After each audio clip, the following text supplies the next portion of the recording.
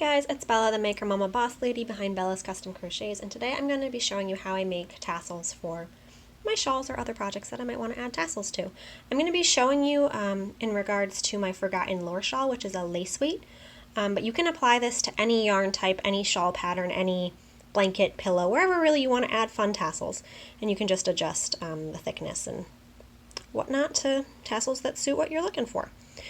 What I generally use to make my tassels around is a 4-inch tile coaster, but you can also use like a small children's book. You can cut a piece of cardboard.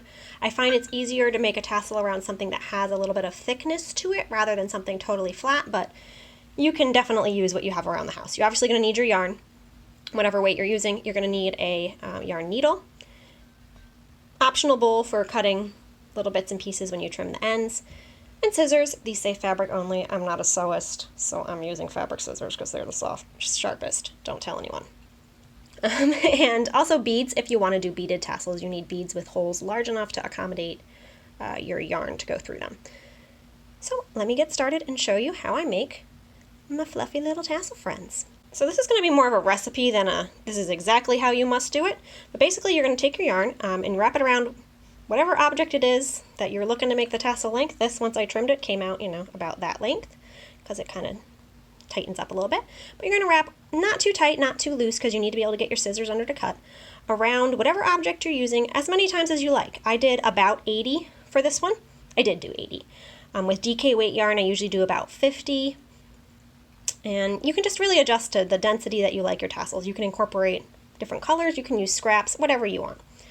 I'm making tassels to match my shawl. So I'm going to count to 80 and just keep wrapping around this. The reason you want to keep count is if you're making multiple tassels that need to match each other. I have several that need to go on the points of a shawl, but if you're only making one tassel, just wrap till you like it. All right, I can't count and talk, so I'll be back in a second. 75, 76, 77, 78, 79, and 80. You want to just make sure it's kind of roughly even around so your tassel will not be lopsided looking. All right, at this point, you're going to cut your yarn. Now we're going to cut a length of yarn to thread through the center here and make this little gathered bit at the top. Hello, bead. With the lace weight, I found that it was snapping, so I am cutting 2 strands and holding those doubled over on themselves. So I ended up with 4 strands. But there's no exact length that you need or amount. If you're working with like a worsted weight yarn or something thicker, you can just use a single strand, but I found that with the lace weight, it was snapping when I gave it a tug. So we're going to thread that on our needle, so it's all doubled over there. Then we're going to make sure we get all the little pieces of yarn. I find the center point to be the easiest spot to thread it through. Come on, Betty. Doesn't really matter where, but this seems to be the easiest bit to get the needle under. All right, and then we're going to gently tug on this and tighten up this top bit.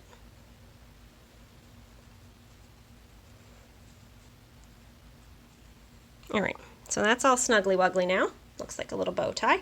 Then we're going to flip it over and we're going to cut the center point in the back. This part depends on how tight you tied it in the first place, but sneak your scissors under. If you don't get it all in one swipe, go back and get the stragglers.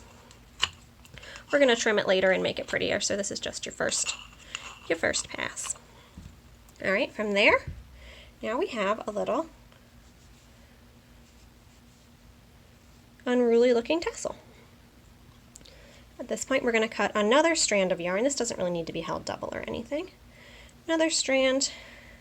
I tie it around first. You can position it wherever you like. And that's about 1 inch or so right down. If you're making matching tassels, you want to try and make them resemble each other. It's getting messy in here. So tie that bit around, and then we're going to wrap it around. I usually wrap about 10 times, but you can wrap it as many times as you like. All right, so 1, 2, these are going to want to get tangled. You watch them.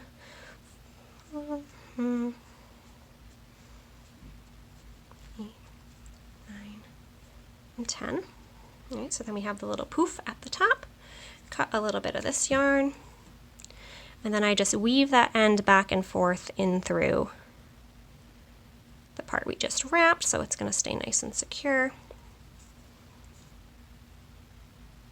And then I just let it hang down and kind of disguise itself amongst its tassel brethren.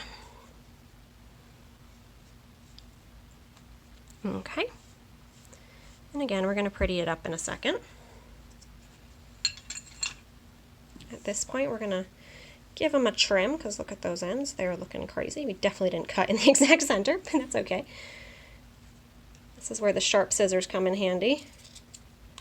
And you kind of just go from all angles and give it a little bit of a haircut.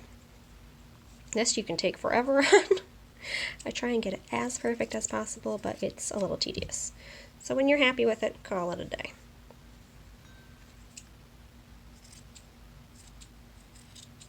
While I'm trimming, to go back one step, it's fun sometimes to do this wraparound part in a contrast color if you wanted to, but again, this shawl I'm just doing all one color.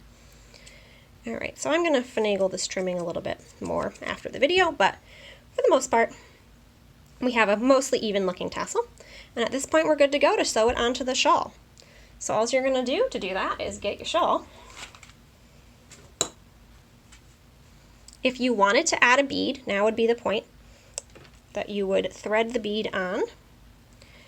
Don't know if it's going to go through all of them. Video subtitle, Bella threading things awkwardly. Alright, so if you wanted to put a bead on, now is where you would just pop that bead right on there and then sew from that point, but for this shawl I don't think I'm going to use beads. So yeah, then you just take your ends, and you know how to sew things on. Sew your ends on, tighten. You can leave it dangling a little bit if you like. I usually sew it on nice and snug. And then there you go. Make as many tassels or as few tassels as you like. I think it's a really nice option for finishing a shawl or a blanket or really whatever. Sweater, if you're feeling really fabulous. Hopefully you guys find this helpful, and I would love it if you'd give this video a like and subscribe to my channel for more crochet content.